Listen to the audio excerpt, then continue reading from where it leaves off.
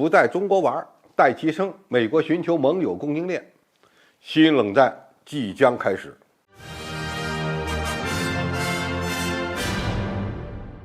观众朋友，大家好，我是付前少。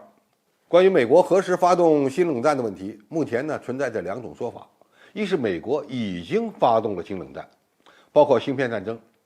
美国推动盟友避免在稀土、电动汽车电池和新能源技术上依赖中国，要将芯片制造业控制在自己手上等等。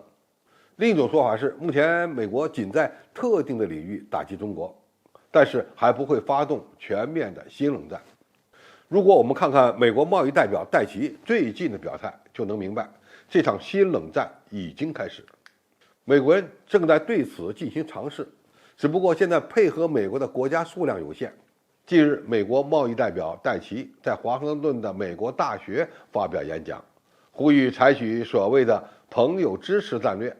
即在盟国之间建立起供应链，以减少对中国等地缘政治对手的依赖。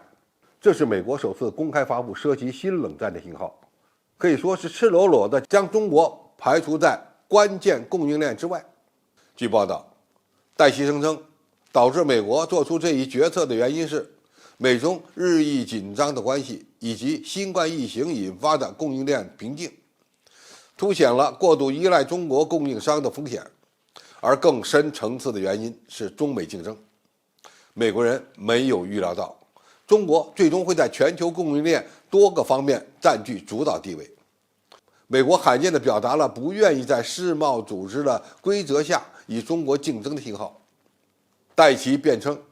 世贸组织没有能力应对中国非常规的资本主义和国家对经济的控制，将中国成为全球最大贸易国，将中国制造业的强大说成是中国典型特征的资本主义。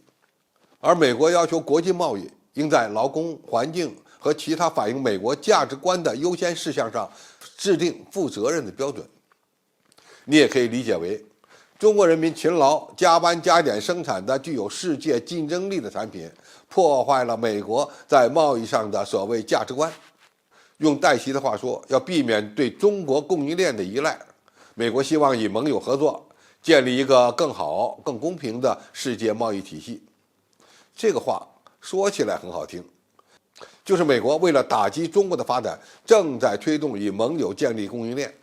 其本质就是新冷战。那么美国有可能成功吗？估计没有太大的希望。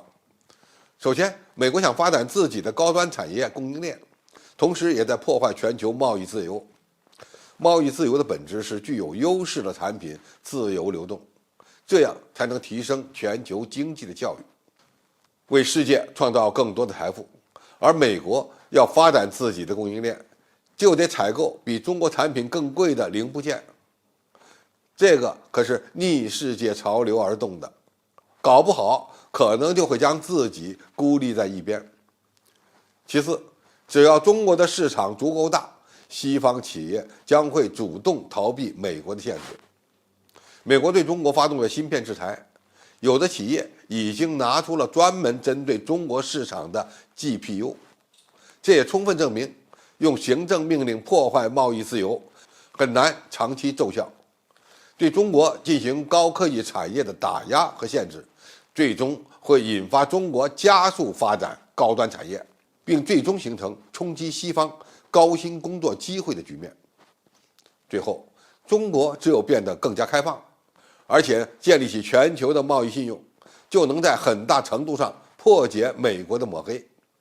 只要美国变得越来越保守，不断建立贸易壁垒，而中国变得更加开放，吸引更多先进技术和资本来中国发展，美国想要在产业上孤立中国的努力，最终就会失败。总体而言，虽然美国不公开承认，但是从戴奇的上述发言我们就能看出来，美国已经采取行动对中国发起一场新冷战了。我们要关注日本和荷兰在多大程度上配合美国，其他国家会不会跟进，中国又将如何破解美国的打压。这场较量将会持续很长时间，但随着时间推移，最终的胜利必将属于中国。好，今天评述就到这里，谢谢大家收看，我们下期再见。